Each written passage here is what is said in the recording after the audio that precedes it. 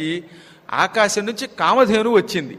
కామధేను వచ్చి, నా వెంట్రుకల మీద నుంచి కొంచెం చెమట వస్తుంది, ఆ వెంట్రుకలు చెమట నీ కళ్ళకి రాసుకో అంది. వెంటనే ఆవు శరీరం మీద నుంచి వచ్చి ఆ వెంట్రుకలు ఇలా లాగాడు, ఇలా చేత్తో తుడిచాడు. తుడవగానే 4-5 వెంట్రుకలు కాస్త చెమట చేతికి అంటుకుంది. దాన్ని కంటికి పూసుకోగానే ఆకాశంలో ఎగిరి వెడుతున్న ఇంద్రుడు కనబడ్డాడు. దివ్య దృష్టి. రోజు ఆవుల్ని ప్రేమగా నిమిరి, అంటే మళ్ళీ వెంట్రుకలు పేక్కడి బలాత్కారంగా. ఈ చెప్పడం చాలా డేంజర్గా ఉంది నాకు ఈ మధ్యన. ఆవు పేడ మంచిది, ఆవు మూత్రం మంచిది అంటే దాన్ని తోకెత్తి పొయ్యో అని ప్రాణం తీసేస్తున్నారు. ఈ అజ్ఞానపు భక్తి మంచిది కాదు. మళ్ళీ వాటిలో సుఖంగా ఉండనివ్వండి. అవి తినవంటే బలాత్కారంగా శనగలు పెట్టి వాటికేమో లేనిపోయిన రోగాలు తెచ్చిపెడితే ఎలాగా?